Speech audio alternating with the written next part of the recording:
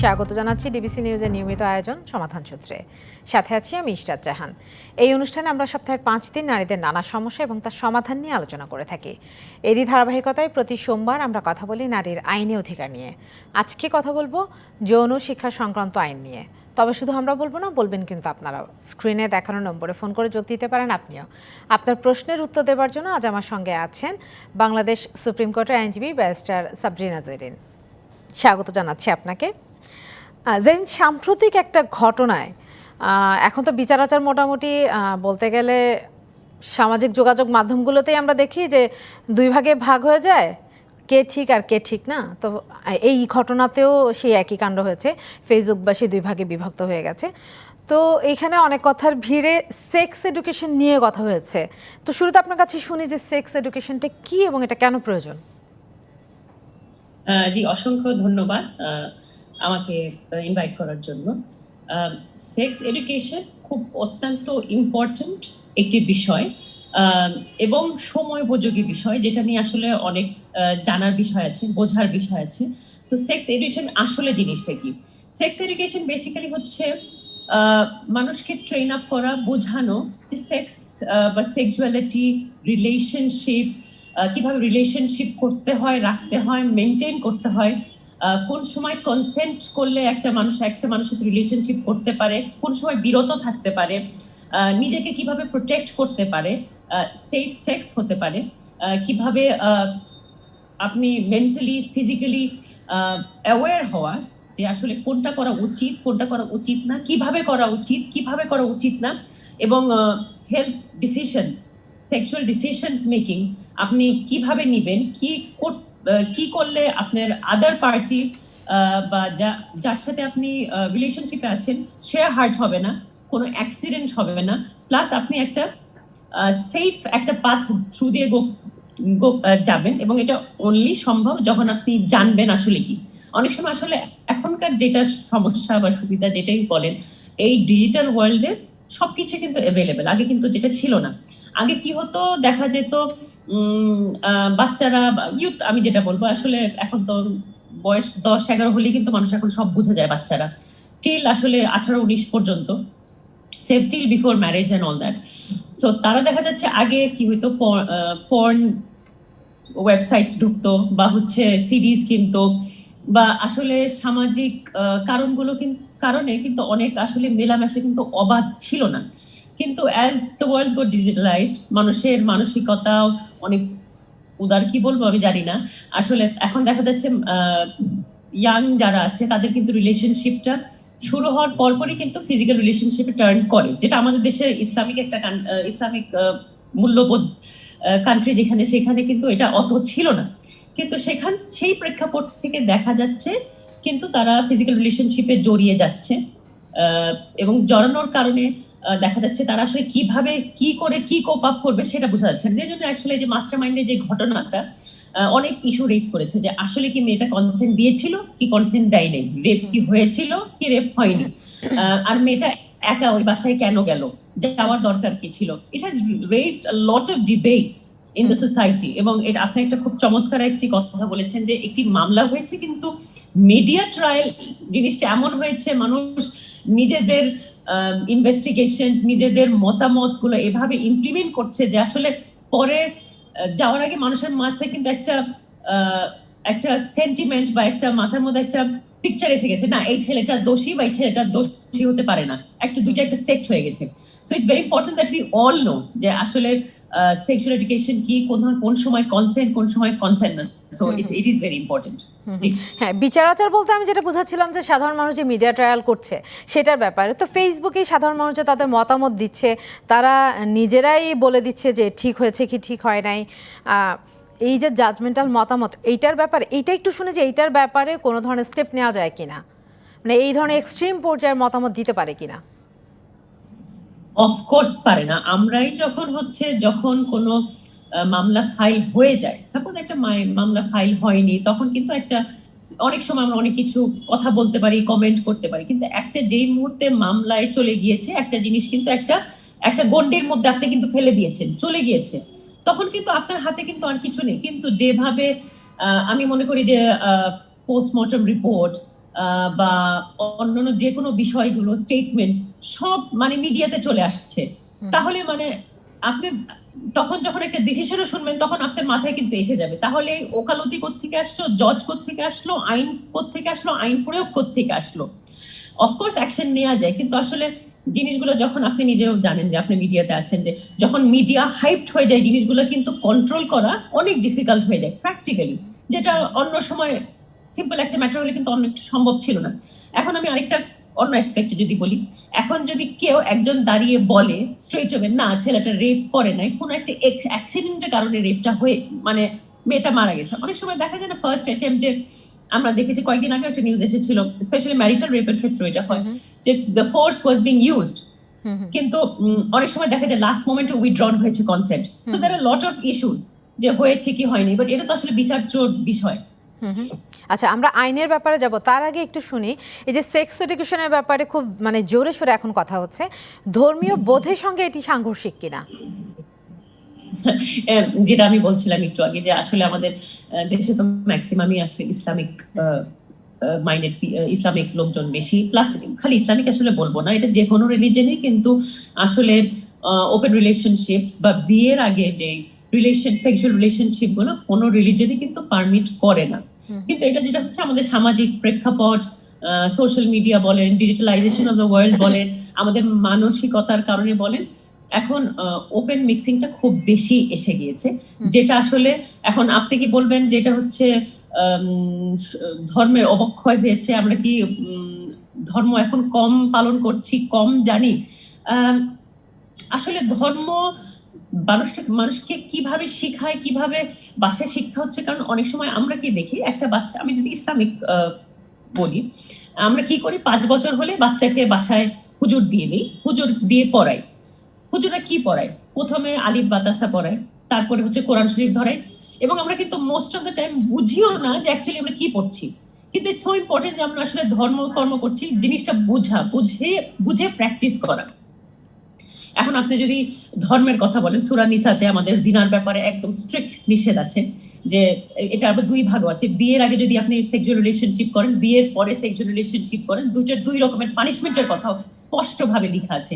কিন্তু আমরা যখন আরবি পড়ি আসলে কতটুকু বুঝি, এটা কনসিকুয়েন্স কি, ইমপ্লিকেশনস কি? আচ্ছা, এখানে তো আমি রেপ করে ফেললাম, শেষ, কিন্তু তারপরে যে আমার আরেকজনের কাছে বিচার দিতে হবে, আমাদের মরতে হবে, মারা যাওয়ার পর একটা বিচার হবে, সেই বিচার থেকে তো আসলে বাঁচা সম্ভব না। কিন্তু এটা কিভাবে সম্ভব, কিভাবে বোঝা? ইটস ভেরি ইম্পর্টেন্ট যে আমরা যখন আসলে হুজুরের কাছে বাচ্চাদের পড়াতে দেই, আমরা বাচ্চাদের সাথে বা হুজুরকেও বলা যে আসলে কোরআন শরীফে কি বলতে চাচ্ছে, আরবিটা পড়েন, ঠিক আছে, সেটা তো শিখতেই হবে, সাথে সাথে কি বলতে চাচ্ছে, আসলে মেসেজটা কি, আল্লাহ আমাদের কি ফলো করতে চাচ্ছে। Goes with all other religion, Christianity বলেন, বুদ্ধিজম বলেন, হিন্দুইজম বলেন, তাদেরকেও যখন আই এম শিওর তারা যখন পড়ায়, তখন যখন আসলে টার্গেটটা কি, কেন নিষেধ আছে, নিশ্চয়ই কোনো কারণ আছে। এখন আপনি বলতে পারবেন যে হ্যাঁ, বিয়ের পরেও তো ম্যারিটাল রেপ হয়, সেটা কি? সো সবই কিন্তু ধর্মের ভিতরে চলে আসে। You can't force anyone against anyone's consent, আবার সেই ঘুরে ফিরে কনসেন্টটাই চলে আসে।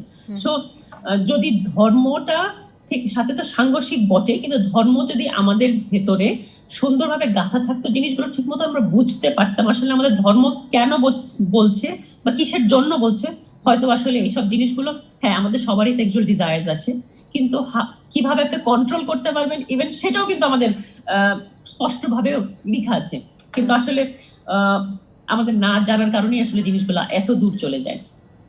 আচ্ছা, এবার একটু আইন নিয়ে কথা বলতে চাই, যে সেক্স এডুকেশন সংক্রান্ত কোনো আইন, নীতিমালা বা নির্দেশনা আছে কিনা বাংলাদেশে? আসলে সেক্স এডুকেশন ইজ সামথিং যেটা মানুষ আসলে অত কথাই বলতো না, it's like a taboo in the society, যে আসলে এটা নিয়ে আমরা কি কথা বলবো কি বলবো না, মানুষ বললে কি বলবে। কিন্তু ঘটনা যতই বাড়ছে মানুষ কিন্তু আসলে ওপেন হচ্ছে। আমি কিছু আর্টিকেল পড়লাম, কিছু মহিলাদের লেখা আর্টিকেল বলেন বা কোনো পুরুষের লেখা আর্টিকেল বলেন, খুব ওয়াইড ওপেন ডিসকাশনে চলে এসছে, যেই কারণে দেখা যাচ্ছে সেক্স এডুকেশন টা আসলে একটি সময়ের দাবি, এবং এই রিলেটেড আইন না আসলেও আমাদের একটি নীতিমালা বা সেক্সুয়াল এডুকেশন স্কুলে বা ইউথ কোনো পলিসি ওইভাবে কিন্তু আমাদের নেই, কিন্তু এখন আনা দরকার, যেখানে আমরা দেখতে চাবো যে হিউম্যান ডেভেলপমেন্ট কিভাবে হচ্ছে, আপনার কিভাবে সেফ সেক্স করা সম্ভব, কিভাবে আপনি একটা রিলেশনশিপে জড়ালে কি করা উচিত কি করা উচিত না, আপনার পার্সোনাল স্কিলস কিভাবে আপনি কন্ট্রোল করতে পারবেন, আপনার সেক্সুয়াল বিহেভিয়ার কিভাবে আপনি কন্ট্রোল করতে পারবেন, আপনার সেক্সুয়াল হেলথ কিভাবে আপনি টেক কেয়ার করবেন বা কিভাবে কি করা উচিত সেই জিনিসগুলো বুঝবেন। আসলে এই জিনিসগুলো আপনি যত কথা বলবেন জিনিসগুলো তো ক্লিয়ার। আমি এটা তো সেক্স এডুকেশন, আমি অন্য একটা ব্যাপারে যদি বলি, সে সাপোজ মেনস্ট্রুয়াল সার্কেল, হ্যাঁ, এটা কিন্তু খুবই একটা কমন জিনিস, কিন্তু মানুষ কিন্তু আগে অত সামনাসামনি বলতো না। কিন্তু ধরেন আপনার ছেলে, ধরেন আমরা যখন স্কুলে যাই, প্রথম যখন স্কুলে কিন্তু অনেক সময় দেখা যায় অনেক মেয়েরা হঠাৎ ফার্স্ট স্টেইনস গুলা ব্লাড লেগে যায়, এটা নিয়ে কিন্তু ছেলেরা ক্লাসে অনেক হাসাহাসি করে। কিন্তু হয়তো আমরা মারা যদি বাসায় ছেলেদেরকে তার একটু আগে যখন মেনস্ট্রুয়াল সাইকেল মেয়েদের শুরু হয়, ধরেন তারা যখন ক্লাস 4-5 এ পড়ে, আমরা কিন্তু বাসা থেকে যদি আস্তে আস্তে ডিসকাস করি যে দেখো বাবা, দিস ইজ ভেরি নর্মাল একটা জিনিস, তোমাদের ক্লাসমেটস যারা আছে তাদের ওইটা হবে, so get use to it. আমি সত্যি কথা বলবো, I can talk to my son about it. So আপনি যদি এটা বলেন, তখন কিন্তু তার জন্য যখন জিনিসটা হবে খুবই নর্মাল একটা জিনিস হবে, সে কিন্তু হাসবে না এই ব্যাপারটা নিয়ে, তার কাছে খুবই নর্মাল একটা জিনিস হবে, কোনো খোঁচাখুচি টানা হেঁচড়া এগুলো কিন্তু চলবে না। Same was for sex education, যেটা এখন মেনস্ট্রুয়াল সাইকেলের ব্যাপারে কিন্তু বাচ্চারা অনেক বেশি আগের মতন অত একটা সোশ্যাল ট্যাবু না। But on the other hand, sexual education is something that we need to talk about. এটা নিয়ে আরো কথা বলবো, কারণ অনেকেই বলার চেষ্টা করছেন এখন যে সেক্স এডুকেশনের আসলে প্রয়োজন নেই, বরং এটা আরো বিপথে নিয়ে যাচ্ছে। এটা নিয়ে একটু শুনবো, আর সেই সঙ্গে বাংলাদেশে আইনের প্রয়োজন আছে কিনা, এটা নিয়ে আইনে কি কি থাকতে পারে সেটা নিয়ে শুনবো। একটা ছোট বিরতি নিয়ে আসছি দর্শক, সমাধান সূত্রে একটা বিরতি নিচ্ছি, সঙ্গে থাকুন। বড় স্বাগত সমাধান সূত্রে। আমাদের আজকের আলোচনার বিষয় যৌন শিক্ষা সংক্রান্ত আইন। আমার সাথে আছেন বাংলাদেশ সুপ্রিম কোর্ট আইনজীবী ব্যারিস্টার সাবরিনা জেরিন। সাবরিনা জেরিন, বিরতির আগে যেটা বলছিলাম যে অনেকেই বলার চেষ্টা করছেন যে সেক্স এডুকেশনের আলাদা করে প্রয়োজন নেই, বরং এটা বিপথে নিয়ে যাচ্ছে, এইটা একটা ব্যাপার। আরেকটা হচ্ছে যে আপনি কি মনে করছেন যে এই আইনের প্রয়োজন আছে কিনা আলাদা করে, সেই সঙ্গে আর আইন যদি হয় সেক্ষেত্রে আইনে প্রাথমিকভাবে কি কি জিনিস থাকতে পারে? আচ্ছা, চমৎকার তিনটি প্রশ্ন ইনফ্যাক্ট জিজ্ঞেস করলেন। প্রথমে যেটা আপনি জিজ্ঞেস করছিলেন যে আসলে সেক্সুয়াল এডুকেশন কি বিপথে নিয়ে যাচ্ছে কিনা। ফার্স্ট অফ অল, যেহেতু সেক্সুয়াল এডুকেশন নেই, সো আমাদের আসলে এটা দরকার থাকলে না বুঝতাম যে আসলে ফাইন কোন দিকে যাচ্ছে, যে আসলে সেক্স এডুকেশন জানলে বেশি মানুষ জেনে যাচ্ছে, বেশি মানুষ এই দিকে ঝুঁকে পড়ছে নাকি না হলে। সো যেহেতু আমাদের সেক্সুয়াল এডুকেশন বলে কিছু নেই, যে সোশ্যাল ট্যাবু, মানুষ এই ব্যাপারে কোনো কথা বলতে চায় না, সেই জন্য আসলে বিপদে না। যদি আমাদের সেক্সুয়াল এডুকেশন থাকতো, মানুষ হয়তো আরো বেশি জানতো, বুঝতো, আরো সেফ সেক্স হতো, তাহলে হয়তো এত ঝামেলা, এত রেপ, এত সেক্সুয়াল অফেন্সেস কম হতো। এটা হচ্ছে আপনার প্রথম প্রশ্ন, আমি যেটা মনে করি। আর আইন আলাদা আছে কিনা বা আলাদা দরকার আছে কিনা, আইন আমাদের দেশে সেক্সুয়াল এডুকেশনের উপর কোনো আইন নেই স্পেসিফিক্যালি। এমনি যদি কোনো সমস্যা হয়, যেমন আপনারা সবাই জানেন যে ধর্ষণ রিলেটেড তো আইন আছে, নারী শিশু নির্যাতনে আমাদের পেনাল কোডে কিছু প্রভিশন আছে, যদি কেউ কাউকে যৌন হয়রানি করে থাকে, বিভিন্ন ভাবে আইন আছে। কিন্তু সেক্সুয়াল এডুকেশন যে জিনিসটা কিভাবে কি করা উচিত, সেই জিনিসগুলো কিন্তু আমাদের দেশে আইন নেই। আমাদের আইন করা উচিত, যেটা আমি একটু আগে বললাম। তো হ্যাঁ, নিশ্চয়ই সেক্সুয়াল এডুকেশনের একটি আইন না থাকলেও, যেটা বলছিলাম, কিন্তু একটি নীতিমালা থাকতে পারে, একটি ইউথ পলিসি থাকতে পারে। যেমন ধরেন, আমি একটু বাইরের দেশের কথাগুলি বলি। এখনো যে সব দেশেই যে আইন আছে তা না, কিছু কিছু দেশে এটার ব্যাপারে সেক্সুয়াল এডুকেশন ক্লাসেস হয় আলাদাভাবে। যেমন ইউএসএ তে বা ওয়েস্টার্ন কান্ট্রিজ এগুলো খুব বেশি দেখা যায়, যেখানে ওদের অনেক ডিফারেন্ট কোর্সেস আছে। Future of sex education initiative নামে ডিফারেন্ট কোর্স আছে, যেখানে কিন্তু দুইটা ভাগে ভাগ করা হচ্ছে। যেমন একটি আছে হচ্ছে national sexuality education standards, plus আছে হচ্ছে national teacher preparation standard. So যে আসলে শিখাবে তারও কিন্তু একটি প্রিপারেশনের ব্যাপার আছে, how you teach, how you approach, how you talk, how you convince the young children. কারণ এটা কিন্তু একটা ভেরি সেনসিটিভ একটা এরিয়া, শব্দের ব্যবহারটা খুবই জরুরি, গুরুত্বপূর্ণ। জি, যে প্রথমে যেটা হচ্ছে, আমরা কিন্তু প্রথমে কিন্তু একটা মজার বিষয় দাঁড়াবে, একটা বাচ্চারা কিন্তু সবকিছু ছেড়ে কিন্তু আসবে, না না সেক্সুয়াল এডুকেশন ক্লাস না জেনে কত মজার হবে, কত কিছু, যেটা হয় প্রথম সব ইন্টারেস্ট থেকে আসে। কিন্তু আসলে ওই জিনিসগুলো ট্যাকেল করা এন্ড দেন বোঝানো জিনিসটা যে আসলে this is how you go about it. So এটাও একটা ব্যাপার আছে, যে যারা শিখাবে তাদের একটা বিষয়। আরেকটা হচ্ছে যারা শিখবে তারা কি শিখবে, সিলেবাসে কি থাকা উচিত বা কি বলা উচিত। এখন আপনি বলেন এটা কি একদম একটা কোর্স সিলেবাস হিসেবে থাকবে, যেটার উপর রিটেন এক্সাম হবে, আই এম শিওর এটা থাকলে আই এম শিওর অন্যান্য সাবজেক্ট থেকে মানুষ এই সাবজেক্টে বেশি মজা পেত, বাট অল্টারনেটিভলি যেটা হচ্ছে এটা আলাদা কোর্স থাকতে পারে, হয়তো বা সরকার থেকে বা প্রাইভেটলি প্রতি বছর একটা সার্টেন ইয়ার্স অফ ক্লাস একটা টাইম অ্যালোকেট করে দেয়া, যেমন খেলার জন্য আলাদা টাইম অ্যালোকেট, এটা একটা ইম্পর্টেন্ট একটা এডুকেশন অফ লাইফ, মরাল সায়েন্সের মতন, যেমন আমরা শিক্ষা তার সাথে কিভাবে বিহেভ করতে হবে, এটা কিন্তু সেই রকমই একটা ইম্পর্টেন্ট একটা জিনিস। কারণ আপনি কিন্তু আসলে কিভাবে কার সাথে বিহেভ করবেন এটা কিন্তু ইনফ্যাক্ট একটা বাট অন্য একটা অধ্যায়। সো নিশ্চয়ই আইন করা দরকার, যেখানে আসলে থাকা উচিত প্রথমে আগে বোঝা উচিত সেক্সুয়াল এডুকেশনটা কি, এটা কেন দরকার, কিভাবে সেক্স করা উচিত। অবভিয়াসলি প্রথমে আগে বুঝিয়ে নেওয়া উচিত যে ধর্মীয় অবকাঠামোর জন্য আসলে প্রথমে আসলে ওপেন সেক্স বা ফিজিক্যাল রিলেশনশিপে না জড়ানো, বাট জড়িয়ে যদি জানো তখন আপনি কিভাবে জিনিসটাকে প্রপারলি চ্যানেল আউট করা, ইউটিলাইজেশন করা। অবভিয়াসলি এখানে যারা মেডিকেল এক্সপার্টস আছেন তারা আরো ভালো বলতে পারবেন যে আসলে how to deal with this things because this are very sensitive issues. হয়তো এইসব জিনিসগুলো একত্রে করলে যদি কোনো নীতিমালা বা কোনো গাইডলাইন বা কোনো আর্টিকেল যেগুলো হচ্ছে ডিসকাশনের জন্য ফোরামে, সেমিনার্স, কনফারেন্সেস বা হয়তো বা মূল ক্লাসের সেশন যে যদি ঢুকিয়ে দেওয়া যেত হয়তো বা অনেক বেনিফিট হতো। কারণ আমরা যে অবক্ষয়গুলো দেখছি এখন সোসাইটিতে, এটা high time we should have it and we should implement it. আচ্ছা, সেক্স এডুকেশনের মানে তো শুধু ওইটা না যে হাউ টু হ্যাভ সেক্স, এটা তো মাস্ট বি যে পিউবার্টি সময়টাতে আমাদের ছেলে মেয়েরা কিন্তু প্রচণ্ড ভোগে, বিশেষ করে ছেলেরা খুব ডিপ্রেশনে থাকে কারণ তারা জানে না হাউ টু হ্যান্ডেল। তো এই ব্যাপার থেকে একটু জানতে চাই এখান থেকে যে সেক্স এডুকেশন সংক্রান্ত আইন যদি হয় সেটা কী ধরনের প্রভাব ফেলতে পারে, আপনি কি মনে করছেন? আর সেই সঙ্গে কনসেন্টের ব্যাপারে জানতে চাই এইভাবে যে আমরা তো অল্প বয়সীদের কনসেন্টের কথা বলছি যে ওরা এই ব্যাপারে প্রপার নলেজ আছে কিনা, কিন্তু আমাদের যারা প্রাপ্তবয়স্ক মানুষ আছেন তারা কতটা জানেন আসলে কনসেন্টের ব্যাপারে? আসলে কনসেপ্টের ব্যাপারটা আসলে ঘুরে ফিরে চলে আসে। আচ্ছা, কনসেপ্ট আপনি যেহেতু পরে জিজ্ঞেস করেন, আপনার প্রথম প্রশ্ন ছিল ডিপ্রেশনের ব্যাপারে, পিউবার্টির ব্যাপারে, যেটা আমরা সবসময় বলে আসছি যে অফকোর্স এটা আমি কিন্তু ইনফ্যাক্ট প্রথম দিকে বলছিলাম যে healthy decisions about your relationship, protecting your self, এটা সবকিছু পিউবার্টির একটা অংশ।